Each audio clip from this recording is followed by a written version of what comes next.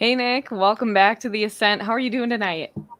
Doing pretty good. Happy to be back. Always just love the rock music intro. I'm like, let's go, let's go. I I mean, we this morning Time to we get were literally debating before the morning show. We were just like, do we want to do Beethoven? Do we want to do Vivaldi? you guys And then would. we get to like a 10-minute discussion on like George Handel's concertos in the show, and so That's not too super bad. funny.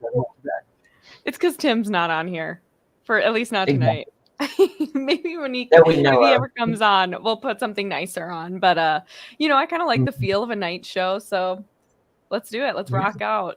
So tonight we're going to talk about Joe Biden, and Mhm.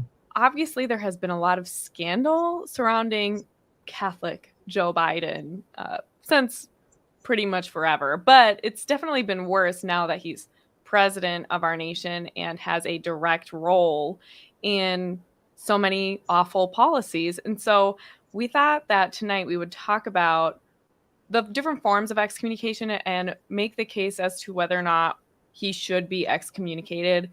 I guess I'll just say this part. Of course, I think he should be. That's me. That is Mhm. Angela. But I'm really interested to hear your thoughts because you have done a lot of research and prep for this show, so you have a lot of information to share. Yeah, no, it's a. I honestly can only think of maybe one real rebuttal against what I'm going to present tonight, but I'll cover that at the end because I have a series. It's always important, I think, for people to know so that we don't get into our own echo chambers.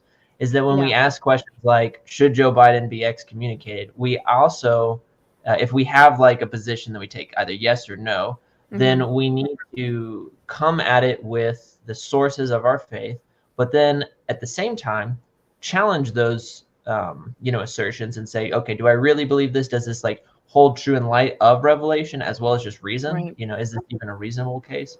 Right. Obviously I think it absolutely can, but I'll give at least I think 4 or 5 objections at the end of Okay. what we'll talk about maybe at the end. But How yeah, how so how optimistic of you. yeah, I mean, force to have it, It doesn't say the traditional SCOTUS, it doesn't say the traditional Bonaventurian. So, you know, and plus, it's his feast day tomorrow, right? St. That's Thomas's feast day right. is I forget because tomorrow. I'm in the Novus Ordo, right? His feast day is in the end of January, I think, in the Mhm. Novus Ordo calendar. And I wonder, why is there such a discrepancy? Can I ask that? Why the Yeah, discrepancy is so far apart on this point of St. Thomas yeah. Aquinas' feast day? Well, yes. I mean, the old calendar, a lot of the time, I've heard kind of weak and good arguments for both.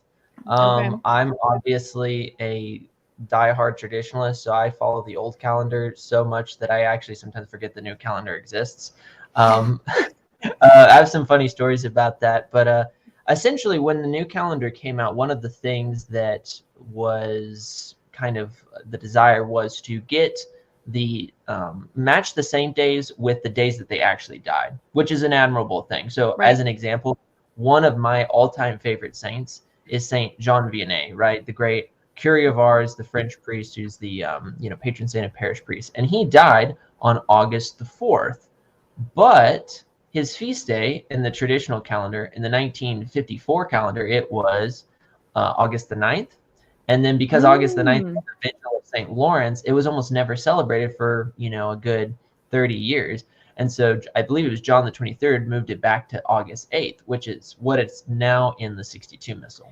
That's really But interesting. Wow. yeah, but he didn't die on that day. But here's the thing, here's the catch, is that what happened is that because the liturgical calendar in the traditional form is so, it's telling a story, right? You see, like, as an example, Dom Guéranger's, right? His massive, like, what is it, like 12 volumes of the liturgical year. It's telling the life of Christ. It's telling a story, and there's a reason that the saints are placed the way they are. And it Mm. was so impactful that so much so that when the Concilium Commission was working on the new mass, they also came up right with the new calendar.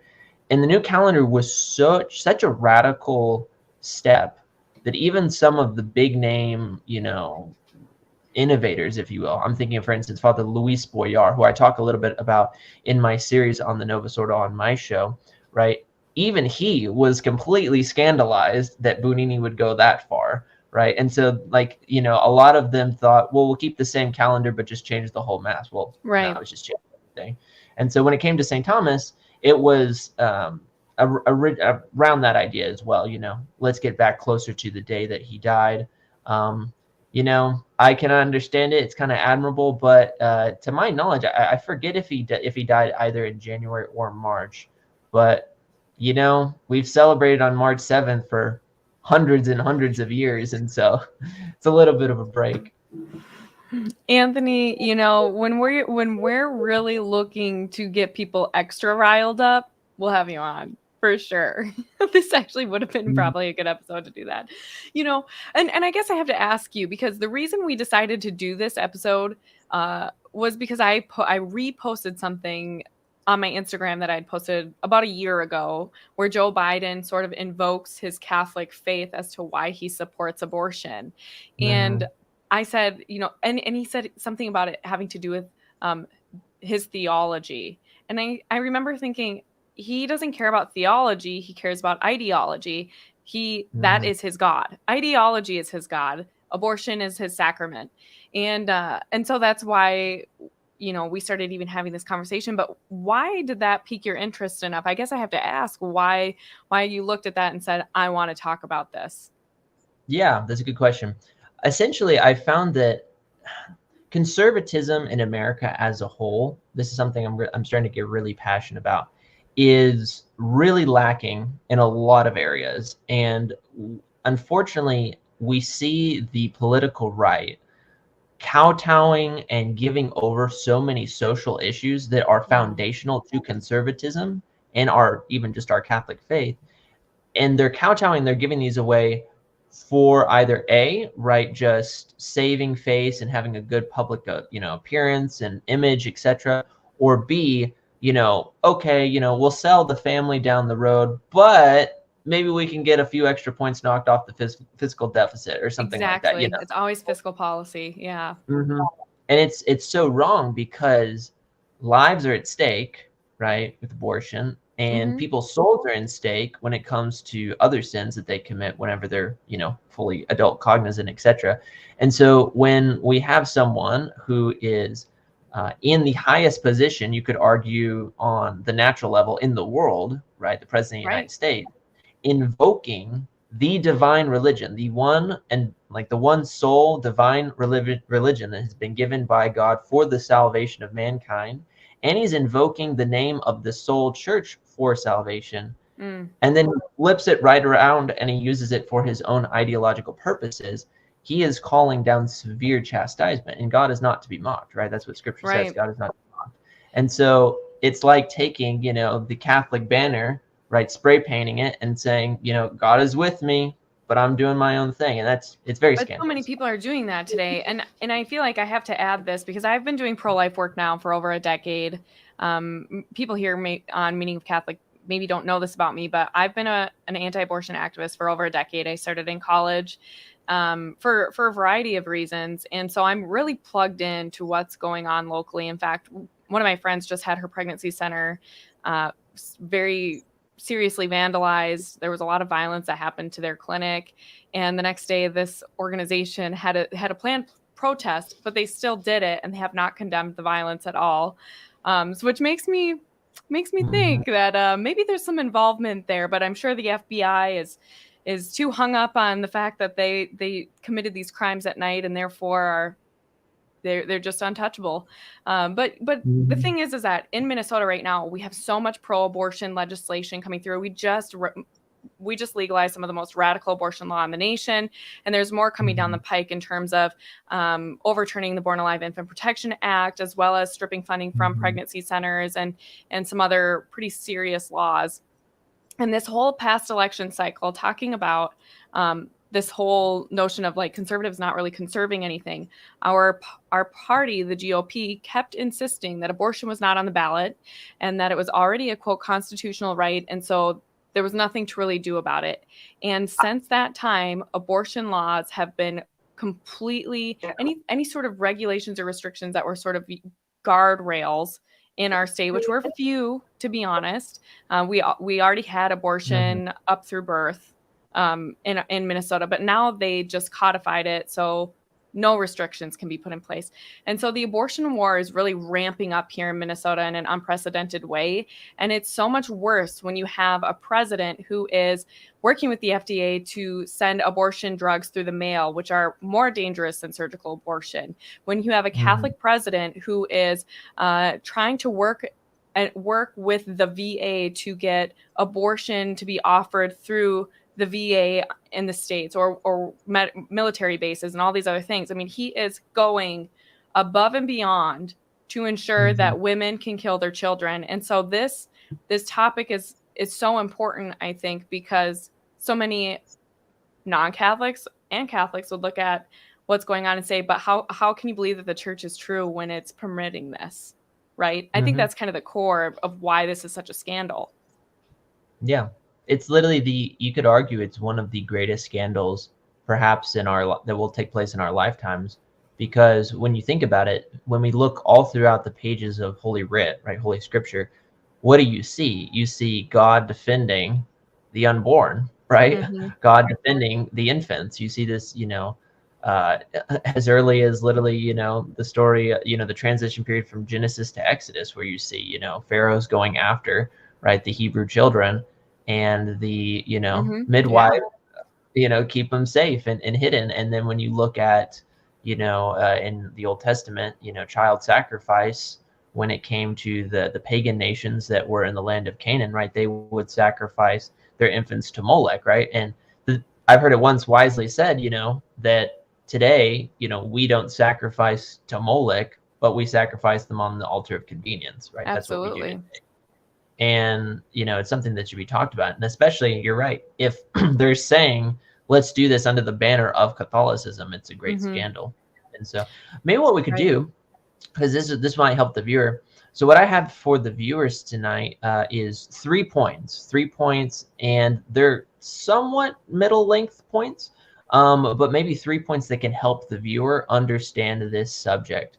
And so I've laid this out in kind of a systematic way. So it's a little bit longer than my typical, 2-second responses on the morning show, because you're fighting for time.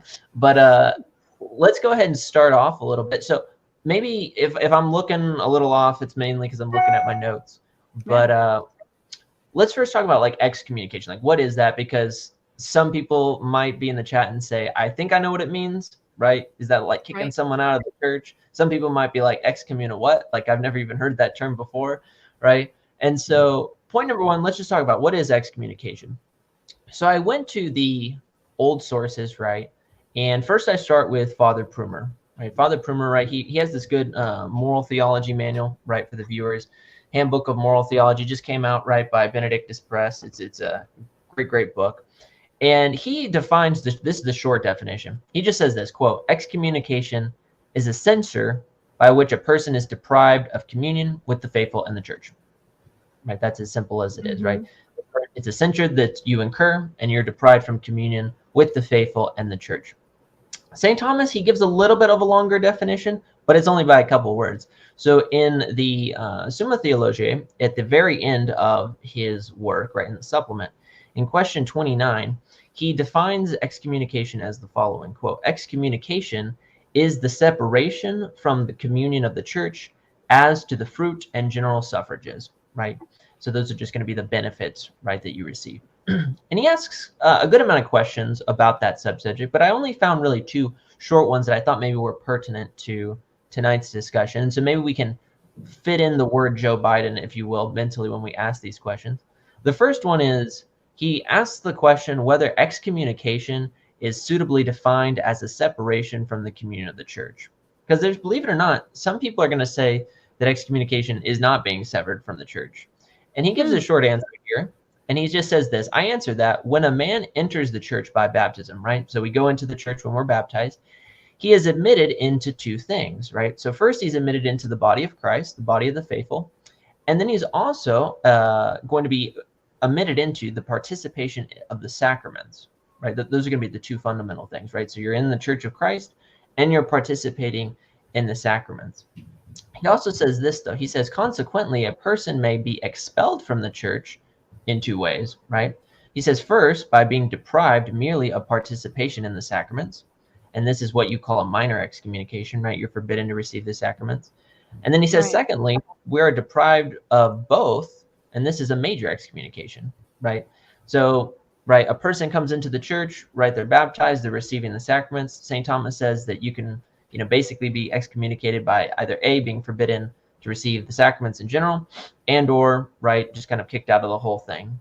So that would But be then like Nancy Pelosi. Can I just ask a clarification? Because Yeah, Nancy Pelosi, that's me. wasn't she basically excommunicated by her bishop in her diocese, or told she was not allowed to receive Holy Communion in her diocese? And so she has just since gone elsewhere, basically. Yeah, exactly. You're right. And so she, by the actions of supporting abortion very militantly and publicly, her bishop, at least according to the extensive reading that I've read, right? It was Bishop Corteleone, if my Yes, I memory serves believe me right. so. Hmm. He apparently sounded like he was engaging her in conversation For for a long years, time. Hmm. and she was, Obstinate. unrepentant. Yeah. Yeah, and she didn't. And it's like, on the one hand, while I'm absolutely thrilled that he did that, because that was very charitable on his part, because one, he was trying to save her own soul, right? And Right. and that's what the point of excommunication is, right? So for those of you guys who are wondering, excommunication, right? It's a medicinal thing, right? It's not like, hey, we don't like you anymore. It's like, this is trying to help you, trying to wake you up. You know what I'm saying? Well, can we rest kind of on that point for a minute, because we read in the New Testament that a good and loving father chastises him, disciplines his child, right? Like that's why we have the law. It's not it's for our good. It's not to be, I mean, any parent, they have expectations for their children. They don't want them to harm themselves, and so that's why we have rules. I tell my kids all the time, why do we have rules? And the kids know, Mhm. so that we don't hurt ourselves, anyone else, or break our stuff. It's like, yes, Mhm. that is why we have rules, and same can be said about God. And then I guess the question is, why do people insist on this quote unquote pastoral approach that refuses to offer this medicine to them? Mhm. Are you planning on kind of Yeah. touching on that? Well, actually, no, that's a perfect segue into what I'm about to get into, because, it kind of brings up an interesting dichotomy, because it's like we hear all the time, be pastoral, accompany, listening church, all these buzzwords that no one knows Mhm. really what they mean, but we The kind of synod on have, synodality. Yeah. yeah, we kind of have a feeling that what they mean by it is the things that are going to go against the authentic, ordinary, and traditional magisterium, right? The things that are going to Mhm. go against our faith. Right. And so, on the one hand, they keep saying this, but then the church actually has mercy, and it's called excommunication, right? It's a medicine, But but it's we a refuse justice, right? to use Like justice and it. mercy are two sides of the same coin. You can't have one without the other. It is both a matter of Mhm, justice and a great act of mercy for someone mhm. to be excommunicated. Yeah, because mercy, right? It comes from that Latin word misericordia. It means, especially in the context of God, it's like a pity. It's a sorrow for their state. Hmm. And so St. Thomas, he actually, in the next question, it's the Article 2, he asked the question whether the church should excommunicate anyone. And that's kind of maybe something that we might have from like the lip cats, right? They're kind of like, why? Like, that's a medieval thing. Who actually excommunicates people anymore, right? That's a harsh church. Right. It's not pastoral. That's And he a gives a short wrathful, answer. vengeful God of the Old Testament, not the new Jesus, Yes. not the new Yeah, God. Yeah. exactly. And they make God seem schizophrenic. In the Old Testament, he was this way. In the New Testament, he's completely other way. I just say, get to the end of the book and tell me how you think it. When you get over to Revelation, it doesn't sound like the story changed very much. But Aquinas, he asked that question, right? Whether someone should be the church should excommunicate anyone, and he says that the judgment of the church should be conformed to the judgment of God. What you're saying, right? Yeah. On justice. And he says, now God punishes the sinner in many ways in order to draw him to good, either by chastising him with stripes or by leaving him to himself, so that being deprived of those helps, right? And we can think of the sacraments in this case, whereby he is kept out of evil, he may acknowledge his weakness and humbly return to God, whom he has abandoned through his pride.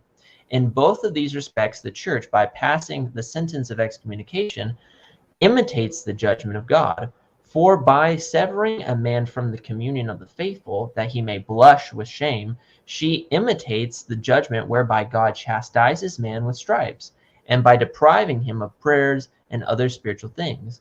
She imitates the judgment of God in leaving man to himself, in order that by humility, right, the counteraction of pride, he may learn to know himself and return to God, end quote, right? And so it's right in line with what you're saying, right? The church imitates Christ, because you see in the book of Hebrews, everyone that the Lord loves, he scourgeth, right? He scourges many, many beloved sons. And so then the question I think comes for us, and even for the viewer, okay, so the church is going to excommunicate people. What does her code of canon law say, right? What type of stuff do you, like, are you excommunicated for telling a lie? Are you excommunicated for, stubbing your toe, cursing? Yeah, and I think too, I want to answer this, or look at this comment from Prepping for Heaven, because he's saying that she's only been denied receiving Holy Communion. She can still go to reconciliation. Couldn't anyone who's been excommunicated go to reconciliation if they're truly repentant of their sins and come back into the church? I guess I don't know enough about that, but that's what I would think. So it depends on what they did. So sometimes the answer could be yes, right? Okay. That they go into it. But certain excommunicatable offenses are actually so damaging to the soul, egregious, that it actually is reserved to the Holy See itself. Oh, wow. To do it. And this is actually, if I could just quick side note, this is why the traditional rite of penance is extremely superior, and not in the sense of giving grace, but when you read the traditional rite of penance, the priest goes down the list and he says, I absolve you from, he says, I absolve you from your sins. But he also says, I absolve you from like any bond of excommunication, censor, penalty that might be on your soul. It's very, very specific. And I think I think the new rite actually makes that optional. And I've only ever heard it one time. And it was at like a traditional monastery that happened to use the new rite of penance.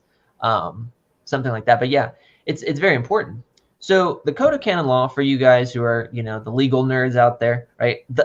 There's a list, right? And it's going to be the canons in the 1360s, right? That really pertain to the discussion of the different things that you do to incur excommunication. I only really picked two because there's really only two that really are pertinent to this discussion. The first one is Canon 1364. It's really short. It just says, quote, an apostate from the faith, a heretic, or a schismatic incurs latent sententia excommunication, end quote. What is latent sententia excommunication? That just means that by the action that was done, you incur an automatic excommunication. That's all. So as the Roman Baron here would say, like, or in Prepping for Heaven, ipso facto, is that basically the same thing, where it's just you basically incur excommunication by yourself? It's not a formal procedural thing and declaration on behalf of the church. It's just something that you incur. Yeah, exactly. Because when we compare, as an example, the arch heretic Martin Luther, what do you see? You see Pope Leo XIII has to come out with a full statement, right? A complete bull, right? A Surge Domino, and he says, here are all the problems of Luther, excommunicated, right? And if the church was to officially excommunicate everyone who was doing something, then we would be doing nothing else at the moment, because there are so many problems right now that it would literally just be, if I was Pope, I'd be like, okay, all Roman congregations, I know you have your things that you're working on, but I need you guys to get over to the office quick, because we got a lot of paperwork to do and I need to go to sleep, right? And it's going to take us a while, right? That's how bad it would be. It would just be so much. And so, yeah, exactly. It's by the action that's done. And so notice how it says, though, it says a heretic, right? Or an apostate from the faith. So apostate from the faith, right? Someone who leaves the faith. A heretic, right? This is going to be a formal, manifest heretic, right? This is going to be a person who knows what the Catholic faith is, but then obstinately, right, and knowingly chooses to believe in something that is against the faith. Right? This is not someone. This is not someone who's a little messed up in their thought and they don't know any better, right? This is going to be someone who's, very willfully into it. The second canon that I thought would be pertinent is it's a little bit further on, and it's 1398, and it just says this, quote, a person who procures a completed abortion incurs a latent sententiae excommunication. And I don't know what I'm about to say, so take this part with a grain of salt, but I think in the footnotes, it also includes those who essentially assist in, right, I'm pretty sure, yeah. Yeah. So I'm pretty sure that's what it says. So what we need to do now is, this is going to be my second point. And this is, we've talked about what is an excommunication. Point 2 now is, what are Biden's heresies, if any, right? Does he have any heresy? Well, Let's jump does into this. participating and officiating a gay wedding, so to speak, count? Yeah, I'm going to get I'm into pretty it sure he did that. because it's a good question. It's definitely something revolutionary. You shouldn't be officiating. No, as a Catholic, you're not allowed to officiate a wedding anyway. Yeah, exactly. I mean, and so, regardless, but yeah, exactly. Whether it was just a heterosexual marriage, right? You can't just be, up there doing your thing, right? And so I picked out a couple statements from the popes, because one thing that's important, right? I'm a theology student, right? So I have the benefit of I have a class, right? I'm not going to give too much info on this class because I don't want my professors to get any heat. But I have this wonderful class, right, where we just study nothing but preconciliar dogmatic manuals, right? It's just absolutely great. Yeah, Mystici Corpus will be brought up. Don't worry about it. But one of the things that we do in the science of theology is that theology, right, it's a science, but it's underneath the umbrella of the ordinary, universal, and traditional magisterium. I say all of that because we do hear oftentimes in the church nowadays, in kind of the fights between kind of like the conservative and the trad world, like, are you listening to the magisterium? Are you not listening to the magisterium? yeah. And sometimes people just kind of throw out, well, Pope Francis said this, or Pope Benedict said this, accept it, or you're this terrible schismatic or something like that. The reality of the situation is that the magisterium is going to be always faithful to what she's always taught, right? So that's what ordinary and universal means, like the magisterium's always taught this on a said subject. So as an example, the church has always taught abortion's bad, right? Yeah, from the beginning, from the very beginning. Yeah. Yeah, she doesn't have to come, like, she could if she wanted to, but she does not have to come out and say, we define that abortion is X, right? We don't have to do that in that official extraordinary sense. We can just say this is the ordinary universal. But the church is also bound to what's called the traditional magisterium, which is that when the church gives pronouncements, she has to do so in light of what she's already said, which comes into some of the modern controversies, which I won't get too much into. Yeah. But the point of this is that theology is done underneath the umbrella of the church's magisterium. So what has the magisterium said? So on the subject of heresy specifically, so I want to make sure that we really understand what that means, so that when we understand what it means, we can compare it to Biden's statements. The first statement I want to look at real quick is a short line, and it comes from the great encyclical Satis Cognitum, right, which was an encyclical by Pope Leo XIII. And he just says this, quote, "The practice of the church has always been the same, as is shown by the unanimous teaching of the fathers," and then pay attention here, he says, "who were wont to hold as outside Catholic communion and alien to the church whoever would recede in the least degree from any point of doctrine proposed by the authoritative magisterium." So Leo the 13th, right, throwing down the hammer. This is back always when throwing down the hammer. Yeah, back when the magisterium was just shooting the six guns 24/7.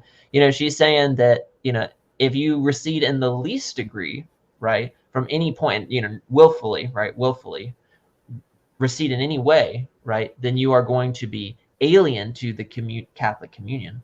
He says in the next paragraph, he kind of asks the question. He says, "Can it be lawful for anyone to reject one of those truths without, by the very fact of falling into heresy, without separating himself from the church, without repudiating one sweeping whole act of Christian teaching?" He finishes by saying a quote from Augustine. He says, "St. Augustine notes that other heresies may spring up, to a single one of which, should anyone give his assent, he is by that very fact cut off from Catholic unity. No one who merely disbelieves in all of these heresies can, for that reason, regard himself as a Catholic or call himself one. For there may be or may arise some other heresies which are not set out in this work of ours, and if anyone holds to one single one of these, then he is not a Catholic." So what Pope Leo XIII is basically saying in these 3 paragraphs is he's saying, goodness, how many Catholics would fall under this umbrella? yeah, exactly. I'll give a little bit of a black pill poll in a second that I looked up and found. But when we look at what Pope Leo XIII says, we realize that what he's saying is that if you willfully recede from any point of the traditional magisterium, right, you go off in your own thing, you're doing your own thing. You become a magisterium unto yourself. Like that's what everyone's doing, is being their own magisterium. Yeah, exactly. And you're no longer Catholic. You're no longer Catholic at that point. And what happened? And he even doubles down so much that he says, even if there's a heresy right now that when I'm writing that doesn't exist yet, in the future, if you hold on to that, it doesn't matter. You're still not Catholic. It's not like, okay, well, I'm not going to believe in any of the old ones, but I'm going to make up a new one now. It's like, no, it doesn't matter, right? So that's very serious. Then this is my last quote when it comes to just the subject of heresy, but Leo the 13th, right? This is going to get into one of our points about Joe Biden. So we see, as you brought up, Joe Biden officiated at a quote unquote wedding, right, at the White House, or actually at his private house. That's what it was, of two homosexual men. And first off, right, the teaching of the church is clear, right? You see this in scripture, right? God made them male and female. Man shall leave his father and mother and cleave to his wife, and they shall be one flesh. Pope Leo the 13th again, right, in Arceum, right, paragraph number 5, he gives a short quote. He just says this, quote, he bore witness, he being Christ bore witness to the Jews and to the apostles that marriage from its institution should exist between only two, that is, between one man and one woman. That is, that they two are made, so they say, in one flesh, and that marriage is a bond by which through the will of God they are so closely brought together and made fast, and it can never dissolve, right? That's what he says. But what did Biden say?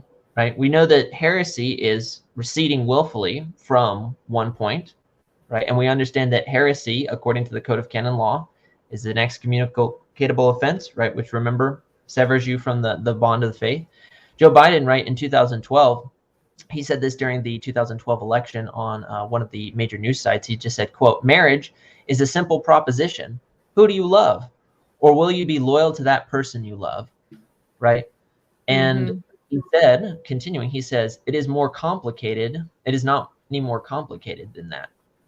Biden also, right, he tweeted this when he, quote unquote, married those two individual men. He says, quote, proud to marry Brian and Joe at my house. Couldn't be happier. Two longtime White House staffers, two great guys, end quote. He said that August 2nd, right, the feast of St. Alphonsus Liguori, a doctor of moral theology. So the devil likes to play some jokes. His wife, right, to my knowledge, I think is a professing Catholic, she retweeted that with also the caption, love is love, right? That infamous thing.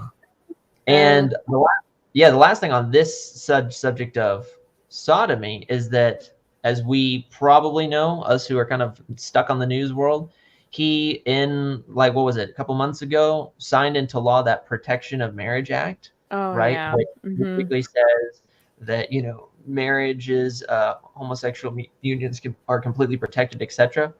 And mind you, 39 Republicans. I was going to say, and Catholics too. Yeah. Yeah. It is, it's such an interesting time right now to be Catholic in such a debased culture that has completely rejected the most fundamental aspects of our very nature. Not only do we embrace all this stuff, but we actually have completely almost done away with the intellect. I mean, yeah, exactly. It's just, we're going to totally disregard all of that stuff that God gave us, the stuff that he gave us that created us in his image and likeness. We don't really need that stuff. Well, I mean, and you don't, if you want to be a God unto yourself and you don't want God in your life, then why would you want to bear his image? Yeah. And, you brought up a point a little bit ago about, Catholics signing off and doing these things. The issue is this, and this is what boggles my mind. When we look at polls, I have a poll here from the Pew Research Center, right? So that place that talked about what percentage of Catholics believe in the real presence of our Lord. They polled back in 2019, right, the amount of Catholics in Europe that believe in quote unquote homosexual unions, right, in the full marriage sense of the word. And to give you a couple polls, right, a couple statistics, 92% of Catholics in the Netherlands are for it. 83% in Belgium are for it. In the United Kingdom, 78%. Switzerland, 76%. Spain, Catholic Spain, right? 75%. Catholic France, right? Only 7% of Catholics in France go to mass, but of just identifying Catholics, 74 believe it's permissible. Austria, 71. Germany, right? Infamous, 70. Ireland, 65. The US of A, right, where we're at, 61%. Italy, right, the heartland of Catholicism, 57. Portugal, 57. It's not till you get to the Eastern countries where you start to see it reversed. But even then, it's not great. You, like, for instance, Czechoslovakia, right, only 50%, right? Slovakia, 40. Croatia, 29. Poland, 29, right? Even Poland's almost 30% of Catholics think that it's, permissible. So the point is, with all of that, right, those are just a couple of statistics. This is what boggles my mind. We read those statistics. What do Catholic YouTubers talk about? Oh man, the trads, they're just ranking, they're just terrible, right? They're just, everything is their fault, right? We need to This is a stop. universal problem. This is a universal problem in the universal church. Yeah. Yeah, and it's horrible. And so, did you have any thoughts on any of his comments on homosexuality before I move on to the other quote that he said on a different subject? No, I mean, I of course it's not surprising. I think generally, especially on the left, and the progressive left has really adopted a litmus. And you're not really one of the fold unless you adopt all of these viewpoints. And I'm going to be totally transparent. I have a sister that is in a quote unquote gay marriage. And so this topic is, I try really hard to be sensitive about it because I'm obviously very opposed to it, and I love her dearly. And she's one of those interesting individuals where she doesn't adopt all the beliefs of the left. And so we can have respectable conversations about some of these things. But yeah, I mean, I'm not surprised that Joe Biden is adopting this type of theology and sees it as a badge of honor because he is getting a lot of clout and affluence by doing these things. I mean, there's a lot of money involved. So, I mean, you can look at all these different pieces and you see, what happens when you make money your God and all these other things. So I'm just not surprised, and it's very sad and unfortunate because, what are you willing to, you can have the whole world, but lose your soul basically. And it seems that he's really done that. Yeah. Exactly. And it's one of those things that when you think about it, Biden claiming that he's a Catholic and promoting these different teachings, you say, well, how could he get away with that? But then when we look at the statistics of what percent of Christendom, former Christendom, right, of Europe, that, concedes to something and that even is some of our own clergy. I mean, can we be honest? I mean, you look at some of the Vatican appointments that have been made, and certain individual, very progressive priests are getting these interesting appointments in the Vatican. I'm sure many of you can read between the lines here, but that's very problematic, and that too is a scandal. And so it's hard for the church to have a leg to stand on in excommunicating these people when they are elevating others that are espousing similar things. Yeah, no, absolutely, 100%. Because it's like we said on the last time that I was on, you see the Flemish Bishops' Conference, right? The Belgian Bishops' Conference, right? I think it's the Scandinavian, right? All approving homosexual blessings, right? Things that go against the teaching of the church, right? And so it's kind of like, what do you do? But here's how I think we get into this.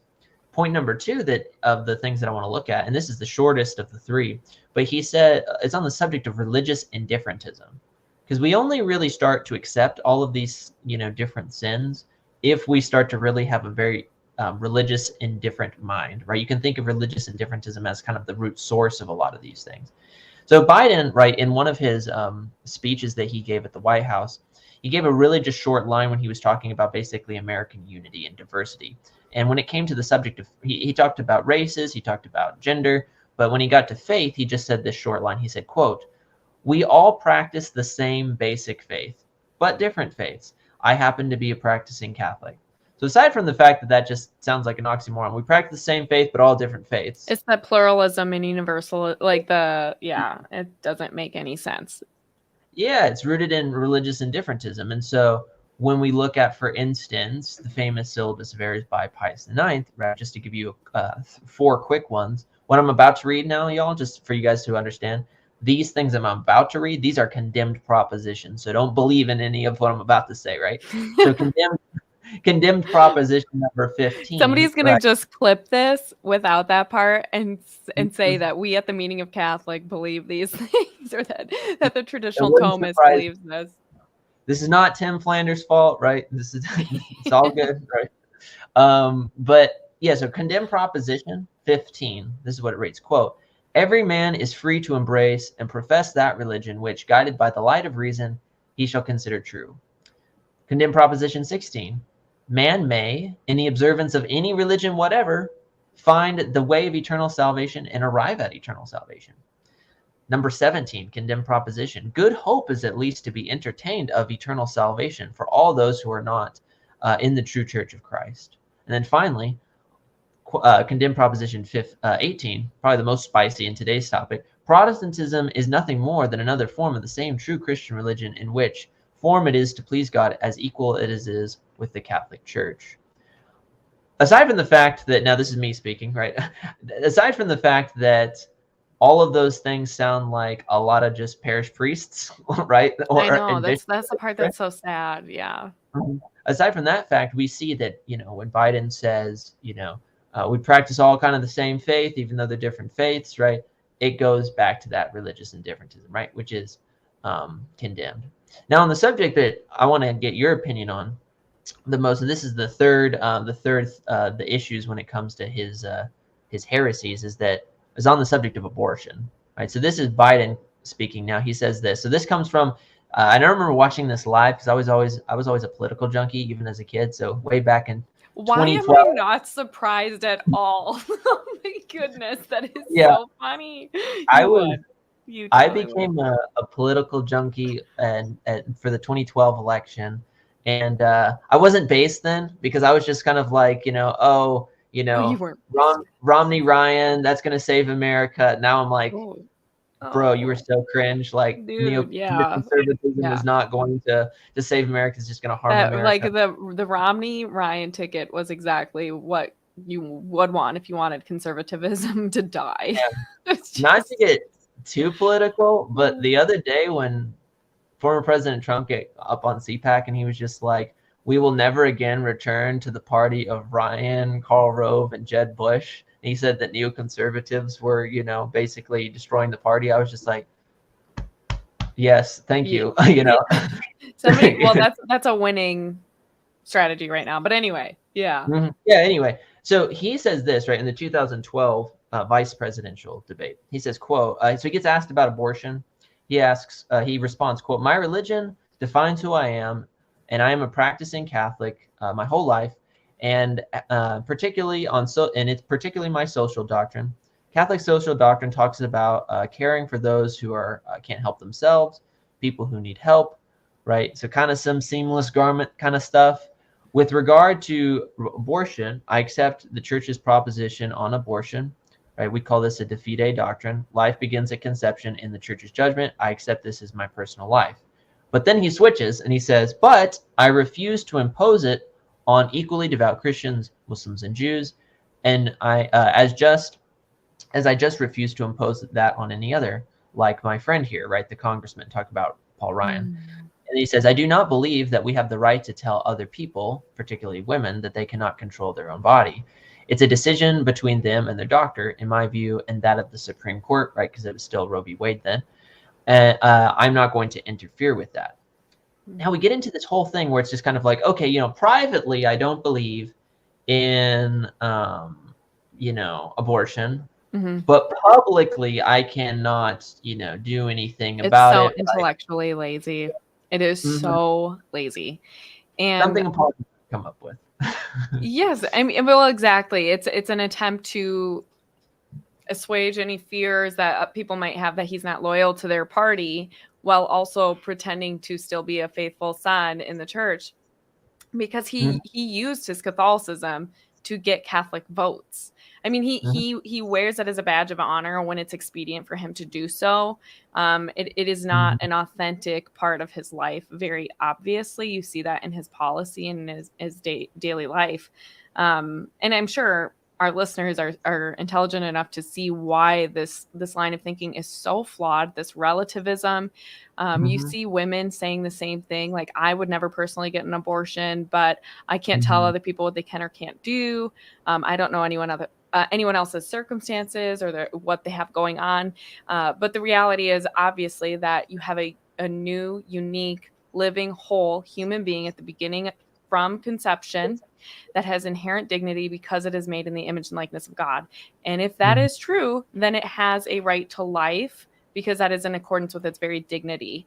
Mhm. And so this line of thinking is always it's one of those things that I just find to be so lazy and almost boring at this point Yeah. because it's on its face so ridiculous.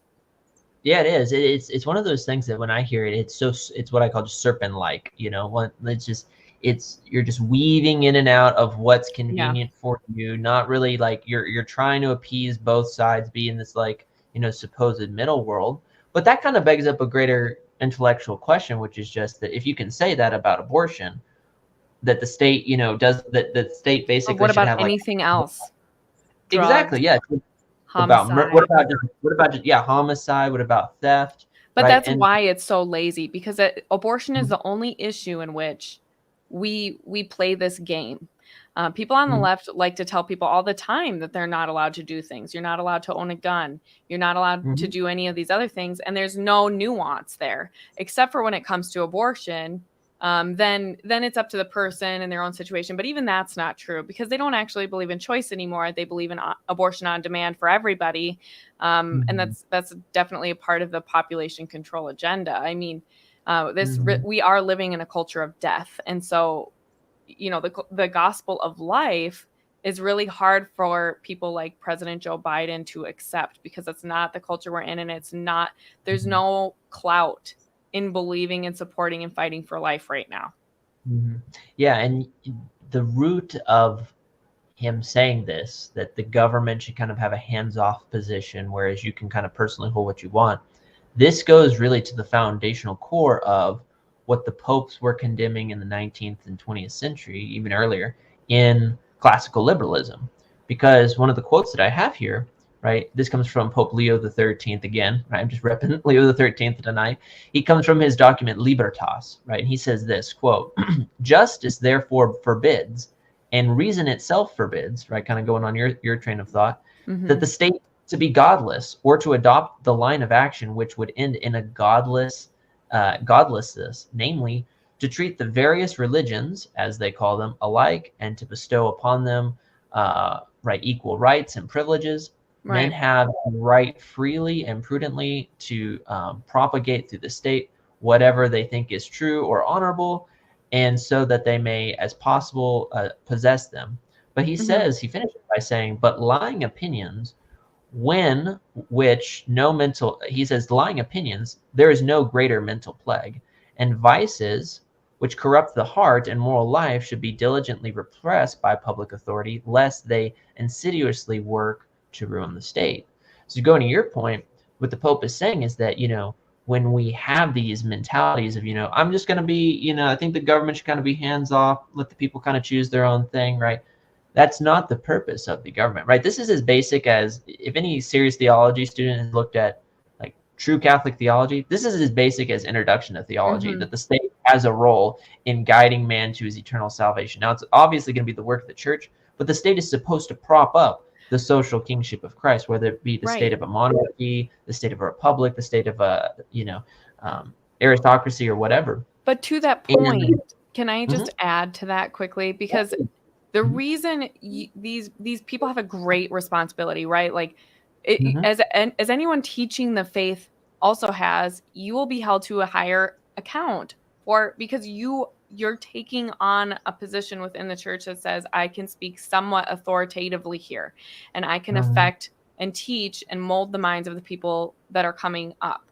And now you have these people who are supposed to be civil servants, and they talk about the separation of church and state all the time. They have no understanding of what that actually means, because in the church, if you are Catholic, your Catholicism doesn't leave you when you step down to the capital. Okay, it's like your Catholicism should just be something that is a part and parcel part of your life. It's something you live and breathe, and you don't have to leave it at the door. In fact, you have a duty to make disciples of all nations. And so how do you do that? You affect it through policy. That's what your job is to help build the kingdom of God on earth. And you have been given, if you've been elected, a privileged role in doing that in a very practical way.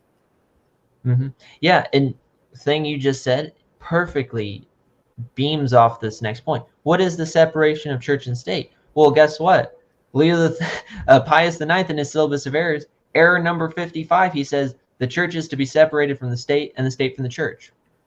That's all he says, right? So the idea of separation of church and state isn't even a Catholic idea.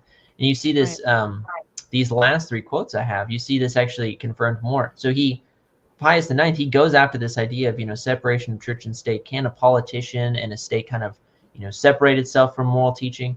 And he talks about this in the context of even religions, right? Can the state promote and not hinder false religions? And in his document Quanta Cura, he says, quote, "From which the totally false idea of social government, they do not fear that erroneous opinion, most fatal in effects on the Catholic Church and the salvation of souls, called by our predecessors, Gregory XVI, as an insanity."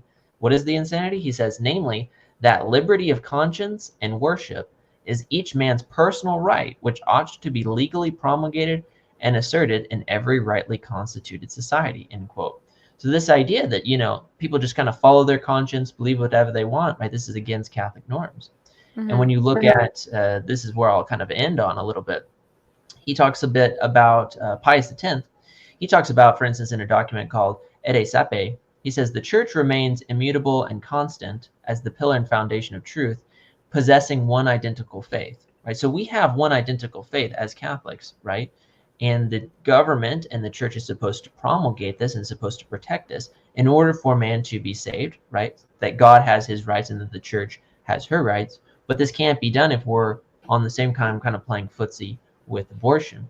And furthermore, going to the Roman Baron's point from earlier about Mystici Corporis, right? Mystici Corporis, right, in paragraph 22, Pius XII, he says, quote, "Those are divided in faith and or government cannot be living in the unity of such a body," right, talking about the church, "nor can they be living the life of the one divine spirit," right? So if you don't have the faith, right, then you're not living in the body of Christ. Well, what has Joe Biden done about abortion, right? Well, if you guys might remember, during the 2020 election, he openly said that he would try to overturn the Supreme Court ruling on the Little Sisters of the Poor, it was ruled for them that they were allowed to be exempt from paying, taxes into contraception, right? He said that he would try to overturn that, right?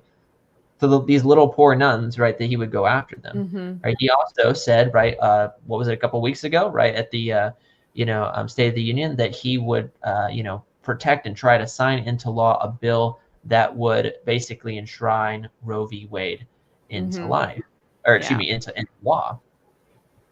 Absolutely, scandalous. So here's my question to you, Angela, before I finish up here on at least my notes.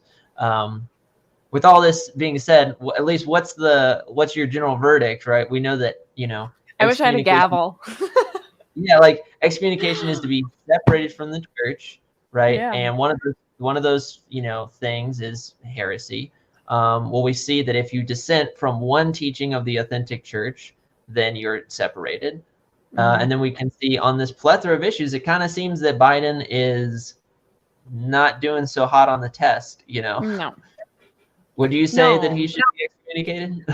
I mean, yeah, I feel like that's obvious. It's been such a grave scandal in the church and really worldwide because he is such a figurehead around the world.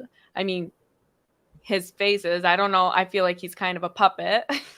That's I don't think he's the one calling the shots, but I mean, his face is there and he invokes his Catholicism enough that it is a grave scandal. And it's something that I have really struggled with. I don't know if you know this, but before I quit my job, quit my career to be a stay-at-home mom and homeschool my kids, I worked for LifeSite News for a year doing fundraising for them. I was one of their major gift officers or whatever. And at that time, it was the summer of shame. And that summer was brutal. Of course, it was brutal for everybody, but to be kind of living and swimming in that news was very challenging to my faith, because I thought, how can we have so many people here, so many of our prelates, things like that, that are obfuscating or deliberately hiding some of the things that are happening in the church. And then you have figureheads like Joe Biden, Nancy Pelosi, regularly preaching against Catholic teaching, calling abortion sacred, things like that, and really pushing for the death of innocent human beings. And the church, I mean, I think the bishops have started to come out more strongly because of Joe Biden. But even so, I guess I'm one of those insufferable Catholics that is saying that I don't feel like they're doing enough, because they're still posing such a threat and they're still such a scandal. They're left practically unabated. I mean, I would love to see more from our fathers on that, because I just think it is such a scandal and such a scourge on the church right now. I think there would be a lot of graces that would flow in the American church right now if we got serious. If we started, if our spiritual fathers stopped trying to be pastoral in the sense of just letting people do whatever they want, and started disciplining them like a loving father. Not in a harsh manner, but in a way that draws people closer to God. That's my job as a mom, is to discipline my children in a way that leads them closer to God, and even more so for our spiritual fathers here in the church. And so I think they're doing a huge disservice to Joe Biden and the rest of the church by not excommunicating him. Yeah, I fully agree, because this subject we often talk about in the context of Holy Communion, because that's going to be kind of like the physical, practical thing. Like you see, of course, Biden say these things, but then he also shows up for Sunday morning, and in that he goes up and receives communion. You get into this whole debate that's kind of raging right now, is like, should he receive communion, should he not? Well, Code of Canon Law on this is so clear, right? Canon 915, really short, just says those who have been excommunicated or indicted with a imposition or a declaration or penalty, right? And others obstinately preserving in a manifest grave sin are not to be admitted to Holy Communion, right? And so, right, maybe if someone was going to say, well, I don't know. I mean, has Biden really been excommunicated? But well, you I'd eat say, and drink condemnation on your soul. Like, we read that in the New Testament. And I think too, this other problem is this really speaks to another cultural issue, which has to do with how our fathers have really absconded from their role as fathers. It's not just in a physical sense where our fathers have left us in broken homes, but even within the church, our fathers sort of have adopted this understanding, or this sense of trying to be too nice, like as if being nice is somehow good for people. Like, nice isn't really, that's not the same thing as charity or kindness. No. And it would be far better for the church for them to really be true leaders, and lead their children home. It just makes me think of even so, like, kind of that effeminate fatherhood. I call it effeminate fatherhood. You see it with men when their girlfriends get pregnant, right? Oh, I'll do we can do whatever you want. You pick, I'll support you in whatever you choose.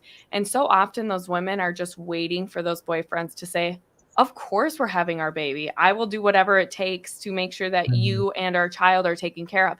And instead, these women are left with these effeminate fathers who are so weak, because they really believe that it's her job, and that she's empowered to do all this stuff, and they feel like they can't say anything. I sometimes feel like our priests and our bishops have the same mindset, where they feel like, I'm not allowed to do this for whatever reason. And in fact, the laity is sitting here going, please step up. Please join me on this journey and walk me back, protect me, guide me, be a father. I see so many parallels between what's happening culturally, and then what's happening in the church right now. Yeah, that's a great analogy, because it's like, we hear so much about fathers who walk out on their children, right? And we see that as such a scandal, but is that not in a spiritual sense taking place? And that actually Absolutely. segues perfectly into my final point, which is, We've been we've so talked good at this tonight. I yeah, promise you guys, I haven't even seen his notes. no, I can confirm. So like point one was, what is excommunication? Point two was Biden's heresies. Well, this third point is pray for your prelates, right? Pray for those who are above you, Absolutely. because when we look at specifically this issue about Biden receiving communion, right, we have a lot of scandalous things. For instance, right, Bishop Dolan was reported, right, in 2019, right, he was asked the question whether he would give Joe Biden communion. He said, quote, "So whether that prudential judgment was wise," right, talking about that priest, right, you guys might remember that story, that priest who denied him, right, during the election, right, Yes, back in yeah. South Carolina. So Dolan's talking about this. He says, "So whether that prudential judgment was wise, I do not want to judge him either." But he says, "I wouldn't do it." Right? I wouldn't do it. I would let him have communion. So Bishop you would let Tobin, him eat and drink condemnation on his soul. That's what you would do. because it in their mind, this is the thing which just surprises. I mean, not surprises me. I guess maybe baffles me is the right word. Is that apparently we're more loving than Christ, because we're basically saying that we're going to take the most precious thing ever, right, being the Holy Eucharist, and dish it out as basically social acceptability points, right? Social acceptability tests, which is what essentially, and I'm not trying to say this is what those bishops are doing, right? So I don't know the hearts of these bishops. I try to always look at it from the perspective of, look, seminary formation is horrible.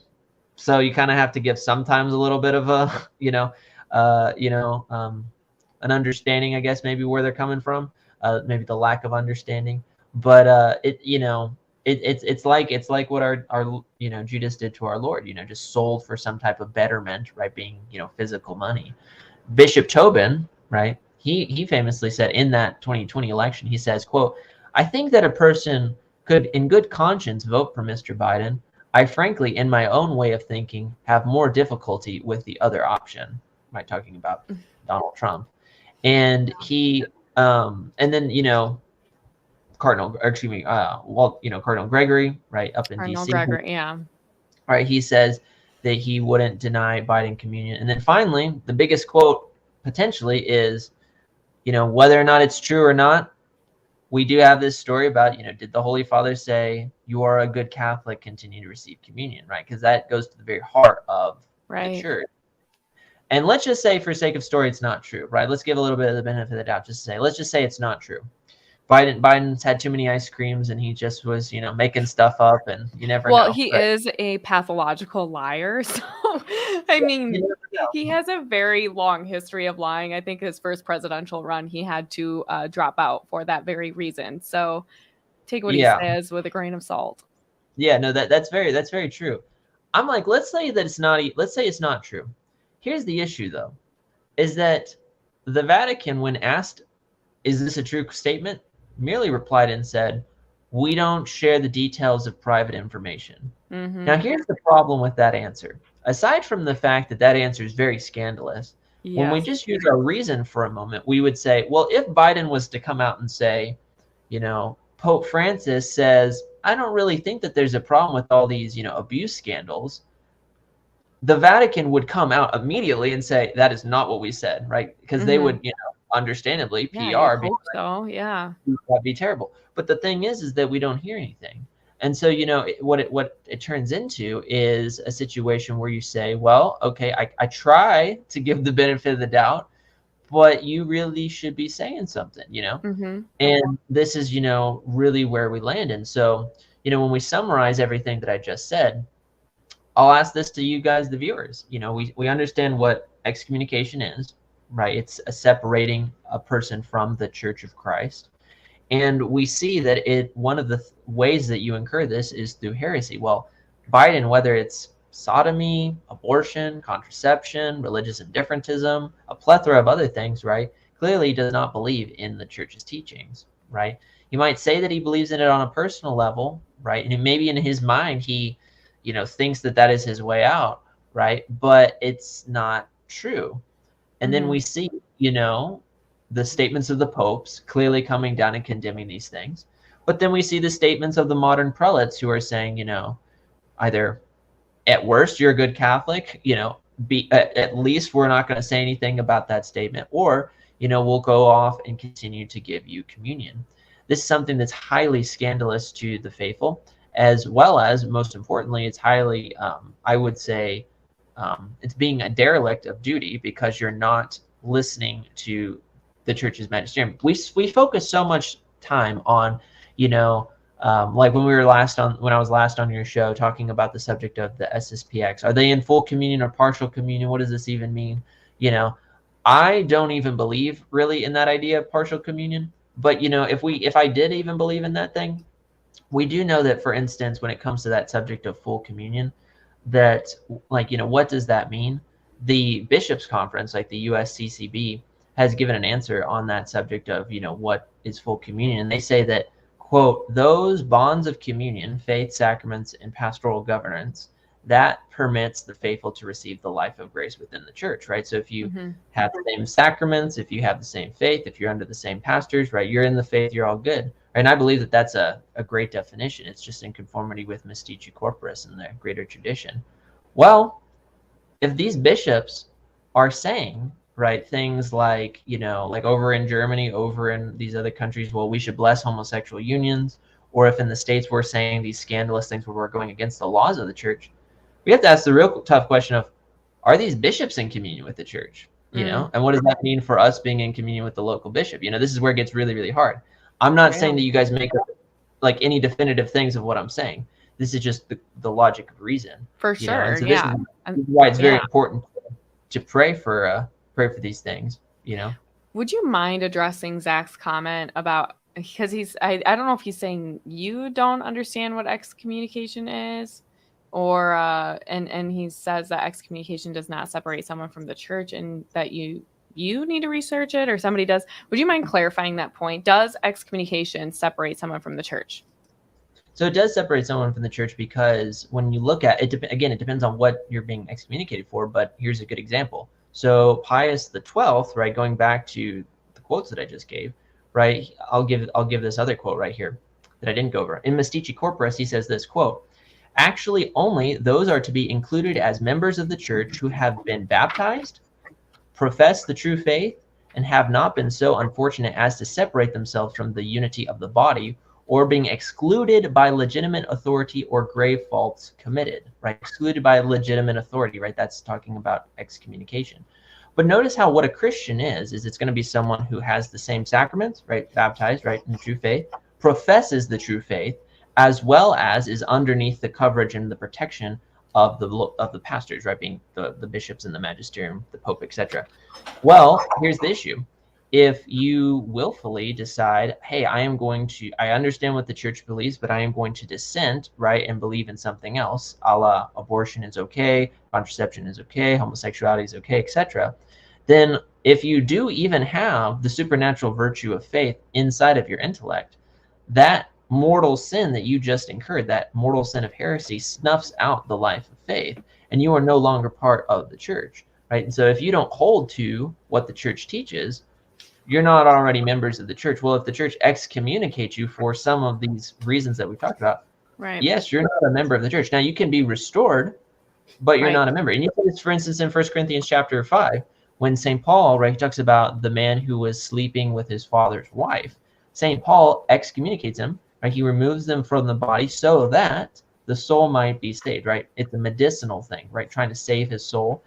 He literally talks about how he delivers his body over to Satan himself. It's pretty rad, you know. But you know what? You think about the parallels. I mean, that's what hell is to be separated from God.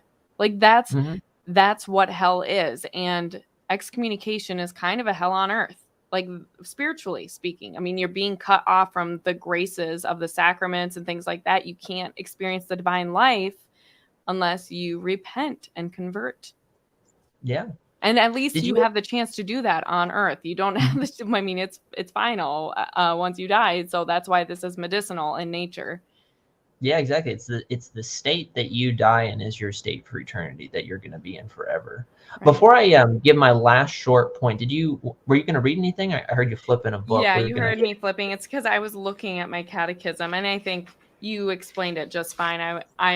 It's fine. And then, of course, my son came in. He wanted to say goodnight, and my kids always they kind of like the limelight. I don't know Oh, who they cool. get that from. My husband is like totally not somebody that would get in front of a camera, but my kids love it. So anyway, Oh, that's really? why I had to mute and was distracted. So anyway, No, no. that's all good. Here's the last thing I'll say, because this is what I began, kind of one of the things I began with. What are maybe potential objections to what I'm saying that we could answer, right? Because, that's a fair question that Zach might have, right? I disagree with Zach, but, it's all good, right? It's all good, no beef or anything. But here's the issues, right? Well, what are some potential objections that I could give against what I've said thus far? So I've come out with a couple of ones that I'm just going to say off the cuff and respond off the cuff with. First off, someone might be saying talking about this subject could be imprudent, right? We hear this buzzword thrown around all the time on Catholic YouTube, the term imprudent, right? You're being imprudential, you're not being prudent, right? This action maybe that this prelate did was imprudential, but it's not really dangerous, give him some slack, etc., right? Well, what is prudence? This is my response to that question, right? It's imprudent to talk about whether Biden should be excommunicated or not. Here's the issue. Prudence is one of the 4 cardinal virtues, right? Basic Catechism 101, right? One of the 4 cardinal virtues, right? And it's going to be that virtue, which is going to be, you're going to have naturally, right? All man has prudence on a natural level, right? But when we're baptized, that virtue takes on a luster, a spiritual luster. So when sanctifying grace comes into the soul, prudence is no longer just a natural virtue. But in mystical and ascetical theology, we talk about how it's become an infused moral virtue. What does that mean? Basically, what that means is that prudence, right, is going to be that virtue which is going to help guide all of your actions to help you get to the beatific vision, right? That's what it's going to be, right? Right. And so people might say, well, talking about this issue is imprudent. Well, we're talking about life and death situations, about whether or not, like, if you believe these things, you're going to be cut off from the fold of the church, right? If you believe these things, and if you act out in these types of things, right, this is going to separate you from the body of Christ.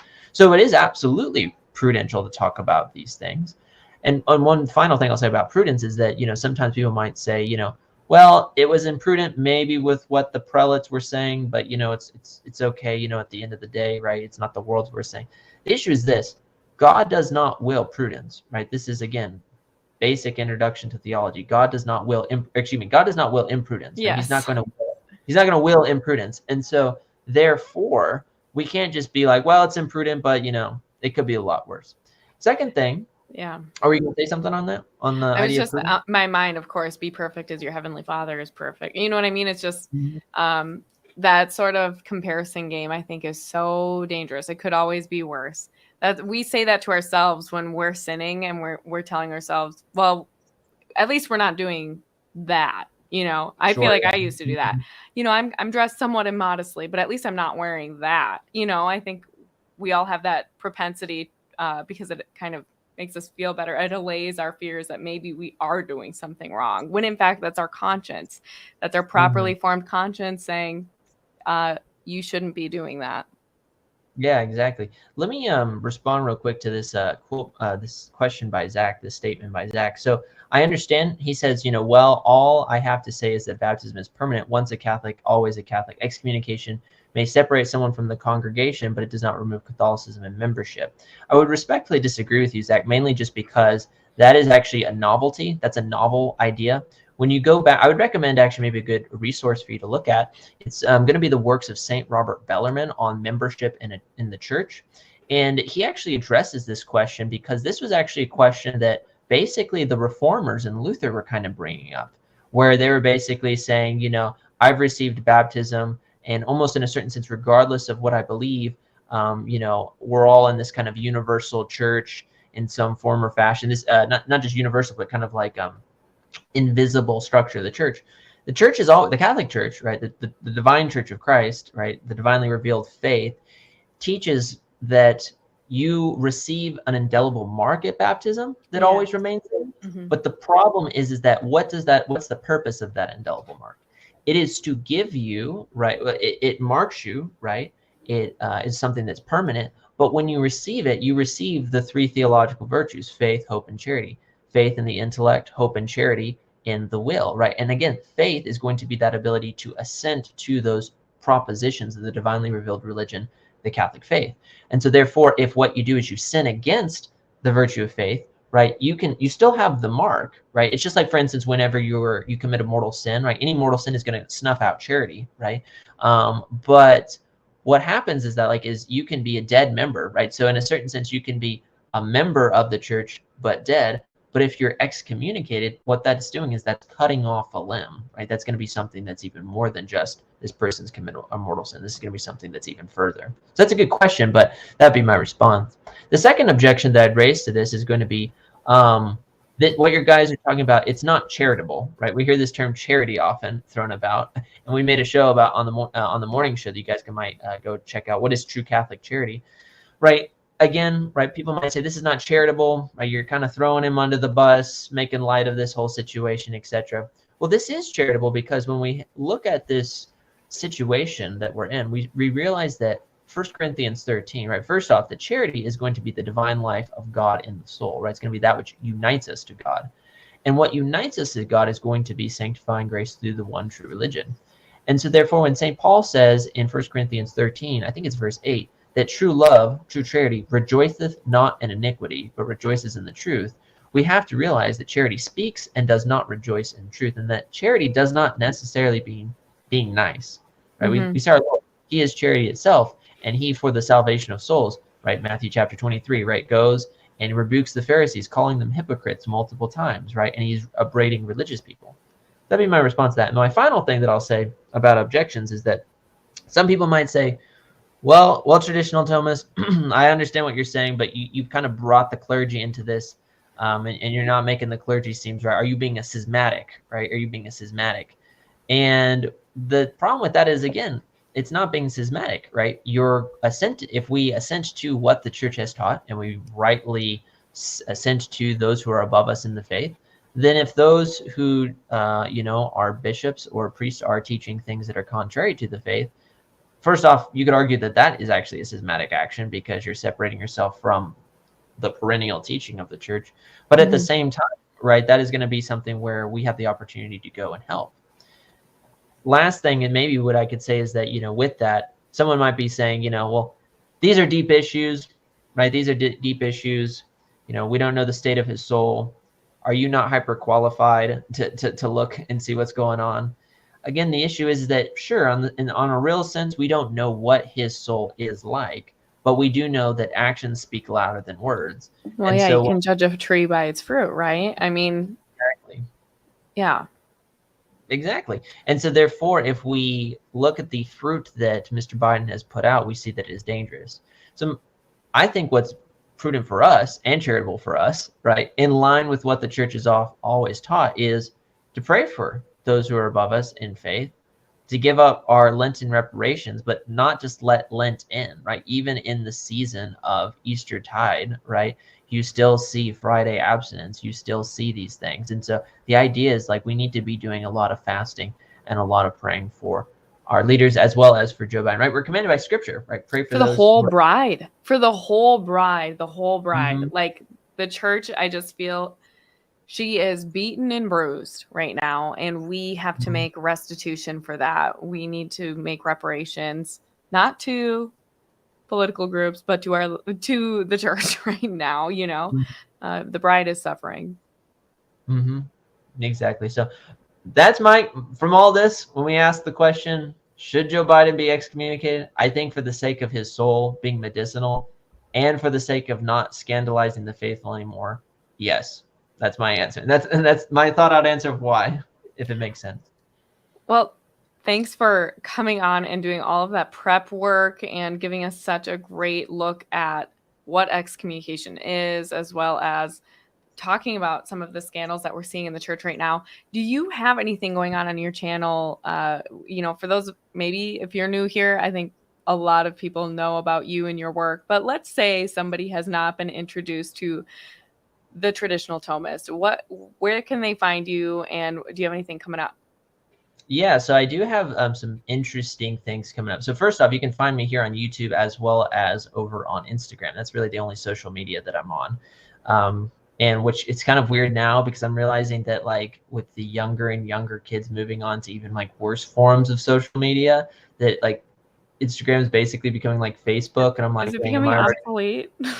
Yeah, I'm just like, I mean, I don't think it's obsolete, but I just don't think it's It's not not where it getting was. the youths anymore.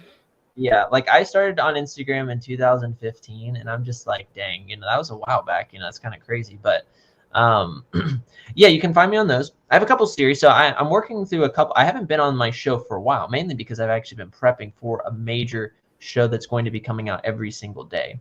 But the first show that we're going to be talking about that I haven't announced, but I may as well announce it on this show, is that we're going to be coming out with for myself and 3 other guests, right?